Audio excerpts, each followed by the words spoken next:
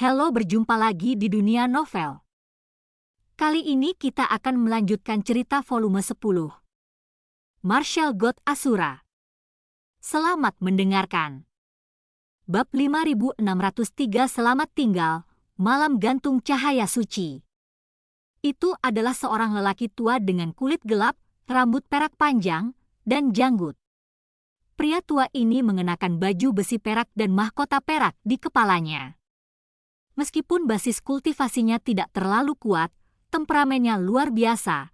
Ia memiliki rasa penindasan tanpa amarah dan gengsi. Karena dia adalah patriark dari klan Shengguang Suanye. Saat itu, Shengguang Suanye menargetkan Chu Feng dan dipenjarakan di penjara bawah tanah reinkarnasi oleh Shenggu untuk menerima hukuman, tetapi diselamatkan oleh orang kepercayaannya dan melarikan diri dari Zhu Tianhe. Meskipun sebelum melarikan diri, Shengguang Suanye telah bertobat dan telah mengatur agar bawahannya memberi kompensasi kepada klan surgawi Chu, tetapi Chu Feng tidak menghargainya. Tapi Chu Feng juga merasa bahwa mungkin dia tidak akan pernah melihat Shengguang Suanye lagi. Tanpa diduga, saya bertemu dengannya di sini. Ini benar-benar jalan sempit menuju musuh. Chu Feng memandang Shengguang Suanye dan langsung marah. Mengingat saat itu, Shengguang Suanye tidak mempersulit mereka. Bahkan penampilan Long Xiao Xiao hancur. Tapi hari ini tidak seperti dulu. Saya pikir dulu luasnya sungai Tianhe di Zhu dipenuhi awan dan hujan. Sekarang di depan Chu Feng dan Long Xiao Xiao, dia hanyalah orang yang lemah di Martial Venerable Realm yang bisa dimusnahkan dengan satu pikiran. Tapi tepat ketika Chu Feng hendak muncul, sebuah tangan meraih lengan Chu Feng, dan itu adalah Long Xiao Xiao. Long Xiao Xiao menggelengkan kepalanya, memberi isyarat agar Chu Feng tidak muncul.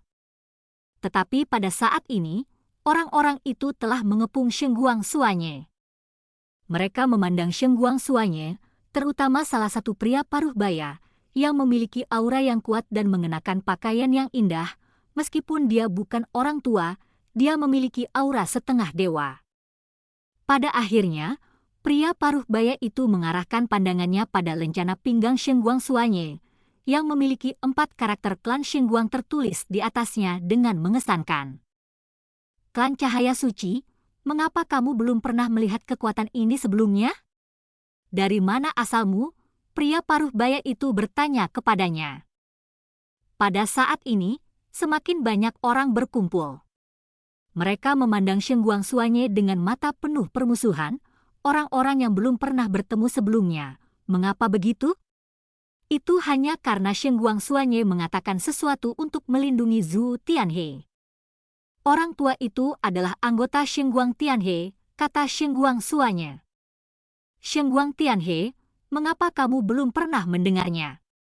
Semua orang saling memandang dengan mata bingung.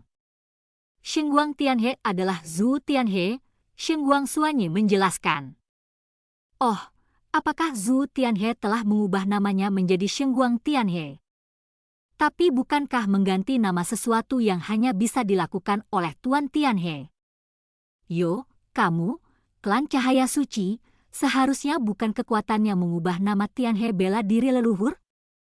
Mungkinkah keluargamu adalah penguasa Tianhe bela diri leluhur? Pantas saja kamu ingin berbicara untuk Zhu Tianhe, ternyata dia adalah penguasa Zhu Tianhe. Oh, ini sangat menakutkan. Aku benar-benar menghadapi penguasa Tianhe. Semuanya, apa yang harus kita lakukan?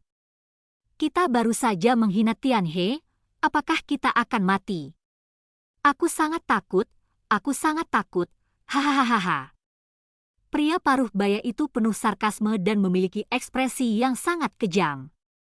Pada saat yang sama, yang lain tertawa ironis. Tapi Shengguang Suanye, yang memanggil angin dan hujan di Zhu Tianhe saat itu, tidak marah saat ini, tetapi tersenyum dan berkata kepada semua orang, aku tidak bermaksud lain dengan muncul. Aku hanya berharap kamu bisa mengatakan perbuatan baik dan jangan terlalu banyak bicara. Bahkan jika Zhu Tianhe memang lemah dan jauh lebih rendah dari Tianhe di mana Anda berada, tetapi orang-orang Zhu Tianhe tidak memiliki keluhan atau permusuhan dengan Anda, jadi tidak perlu meremehkannya seperti ini. Setiap orang adalah orang yang hidup, dan mereka juga praktisi bela diri. Mungkinkah mereka lemah dan harus digambarkan sebagai kutu busuk dan kecoa? Ini jelas sangat tidak sopan, kata Sheng Guangxuanye. Heh. Melihat situasi ini, Chu Feng mencibir. Ternyata Sheng Guangxuanye juga memiliki sisi seperti itu. Dia merasa sangat ironis.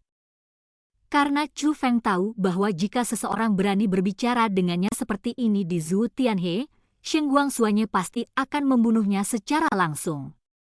Tentu saja, premisnya adalah kekuatannya lebih lemah darinya. Alasan mengapa Sheng Guangxuanye memiliki sikap yang begitu lembut. Itu karena dia tahu betul bahwa setelah meninggalkan Zhu Tianhe dan datang ke sini, dia bukan lagi orang besar yang mendominasi Tianhe. Dia bukan apa-apa. Hanya seorang pria kecil yang nyata. Sheng Guangxuanye tidak hanya memahami kebenaran bahwa kekuatan adalah hal yang paling penting, tetapi juga mempercayainya lebih dari siapapun. Di Zhu Tianhe, saat dia memimpin, dia memerintah Zhu Tianhe dengan cara yang tidak masuk akal. Sekarang, untuk membujuk orang-orang ini, belum lagi orang-orang itu, bahkan Chu Feng merasa konyol. Hahaha. Benar saja, orang-orang itu tertawa lagi, dan mereka tertawa lebih keras dan lebih angkuh. Mereka memandang Sheng Guangxuanye seolah-olah mereka sedang melihat badut. Saat ini, senyuman di wajah Sheng Guangxuanye juga mulai kaku. Bagaimanapun, dia adalah penguasa yang pernah menguasai sebagian dari sungai Tianhe. Dia tentu saja sangat tidak nyaman diajak seperti ini. Ledakan. Tapi tiba-tiba, seseorang meninju dan mendarat langsung di wajah Sheng Guangxuanye. Orang yang melakukan tembakan itu justru adalah pria paruh baya yang memiliki dewa setengah baya tingkat pertama. Hanya saja Sheng Guangxuanye dari Wuzunjing tidak dapat menahan pukulan ini, seluruh wajahnya berubah bentuk hanya dengan satu pukulan. Namun, ini masih merupakan kasus di mana lawan menahan tangannya. Jika lawan ingin membunuhnya, Sheng Guangxuanye sudah lama mati. Dan setelah meninju, orang itu tidak menyerah, tetapi meraih keras Sheng Guangxuanye, lalu membantingnya. Sheng Guangxuanye dengan kejam terlempar ke tanah. Segera setelah itu, orang itu juga terbang dan menginjak kepala Sheng Guangxuanye. Saat ini, semakin banyak penonton yang datang. Tapi tidak ada yang bergerak untuk menghentikannya. Mereka semua sudah tahu bahwa Sheng Guangxuanye berasal dari Zhu Tianhe. Di mata mereka, orang-orang Zhu Tianhe adalah sampah seperti kutu busuk dan kecoak, dan orang normal tidak akan pergi ke tempat di mana burung tidak buang air besar. Karena mereka adalah kutu busuk dan kecoak, tentu saja semua orang berteriak dan memukuli mereka. Jadi bagaimana orang bisa menghentikannya? Bahkan jika mereka bisa, mereka ingin menginjaknya. Biasanya, Chu Feng harus menikmati menonton Sheng Guangxuanye diajari seperti ini. Tetapi saat ini, karena posisi Sheng Guangxuanye, dia berada di pihak Zhu Tianhe, dan dia membela Zhu Tianhe, jadi dia berakhir dalam situasi yang menyedihkan ini. Tidak hanya Chu Feng merasa tidak puas, tapi dia merasa sedikit tidak nyaman. Orang tua, katakan padaku, apakah kamu ingin hidup atau mati? Pria paruh baya itu bertanya sambil menginjak kepala Sheng Guangxuanye. Tentu ingin hidup, kata Sheng Guangxuanye. Jika kamu ingin hidup, katakan saja padaku bahwa praktisi bela diri Zhu Tianhe semuanya adalah serangga, kecoak, limbah, dan sampah, kata pria paruh baya itu. Mendengar ini, Sheng Guangxuanye tiba-tiba menutup matanya, lalu mulutnya menggeliat, tetapi tidak ada suara yang keluar. Hanya saja Chu Feng bisa mengetahui apa yang dia bicarakan melalui bentuk mulutnya. Karena itu, mata awalnya membunuh Chu Feng menjadi rumit. Orang tua, apa yang kamu bicarakan? Bicaralah lebih keras, Aku tidak bisa mendengarmu dengan jelas, pria paruh baya itu bertanya dengan marah. Begitu kata-katanya keluar, Sheng Guangxuanye akhirnya berbicara, dan dia berbicara dengan keras, menyebar ke seluruh dunia yang luas, dan semua orang yang hadir dapat mendengar dengan jelas. Hidup lelaki tua itu tidak berharga, jika kamu ingin mengambilnya, maka kamu bisa mengambilnya. Tetapi jika saya ingin orang tua ini menghina Tianhe, yang melahirkan saya dan membesarkan saya tidak bisa melakukan itu. Orang tua ini memang tidak berguna, tetapi leluhur saya Wu Tianhe, tidak semua orang sama tidak bergunanya dengan orang tua ini. Leluhur saya Wu Tianhe juga memiliki praktisi bela diri yang kuat dan keturunan yang luar biasa. Suatu hari, Anda akan tahu bahwa praktisi bela diri Tianhe bela diri leluhur saya bukanlah serangga dan sampah di mata Anda.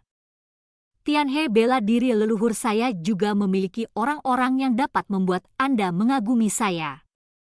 Kata-kata Sheng Guangxuanye mengejutkan semua orang yang hadir. Ada apa? Apa yang sedang dilakukan ini? Tiba-tiba, lebih banyak orang mengalihkan pandangan mereka. Tetapi pria paruh baya itu tidak berhenti di situ hanya karena dia terlalu menarik perhatian. Sebaliknya, saat ini, matanya penuh dengan niat membunuh, dan dia menggertakkan giginya dan menatap Sheng Guangxuanye di kakinya.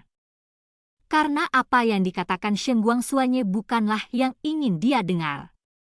Kutu busuk tua yang tinggal di tempat yang tidak ada kotoran burung, masih hidup dalam fantasi. Bagaimana bisa ada orang jenius di tempat seperti itu? Itu hanya sekumpulan serangga. Karena kamu ingin mati, maka aku akan memenuhimu. Setelah mengatakan itu, pria itu menginjak kaki Sheng Guangxuanye dan tiba-tiba mengangkatnya.